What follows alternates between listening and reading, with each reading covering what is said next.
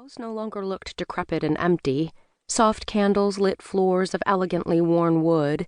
The air smelled of the warm sweetness of beeswax and the sharp green of herbs, and something else underneath, something that flared her nostrils and raced her heart. Smoke. Nothing stopped her, and so Sage walked farther in. At the first branch of the hall, a woman draped in veils sat on a storm-cloud gray velvet chair. She held her hands out, gloved palms up, and Sage set hers on top of them. The acrid scent of eucalyptus sliced through the warmth of the air, and Sage gasped, yanking her hands up and away. The woman in the chair did not speak or move. Sage squared her shoulders and set her hands upon the woman's again. The hands beneath hers were cold, the deep cold of iron in winter, and her joints ached from the contact. The ache passed into burning. The woman tightened her hands around Sage's and pulled her down, so close her veils whispered against Sage's skin. "Remember what it is the fire burns. Remember why you've come. Remember what it is to have power." Her voice was familiar. Not so much that Sage could put a name to it, but enough to know they had said their hellos in passing on the sidewalk, or while picking groceries. It could have been a shock, but it was instead a comfort. Here was another, like her, quiet and unseen, and powerful all the same. The other woman let go of Sage's hands and raised a gloved finger to her lips, silencing any questions. Sage waited a moment, but the woman was so still it was as if she stood next to a statue. Sage continued on. The house twisted and turned on itself, a labyrinth lined with bookshelves. Sage walked through narrow hallways, warm golden wood sighing under her feet, through rooms with furniture shrouded in dust cloths, past the sob of an unseen violin.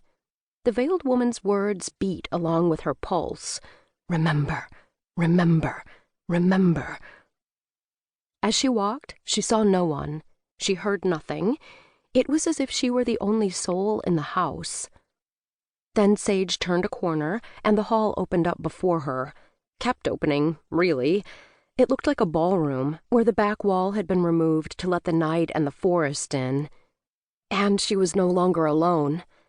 In the ballroom were women Sage had seen her whole life, those she had waved to and passed by and traded bowls of soup and baskets of cookies with. Women who taught children and ran businesses and made art. They looked different than they did in their everyday lives, both wilder and more natural, somehow.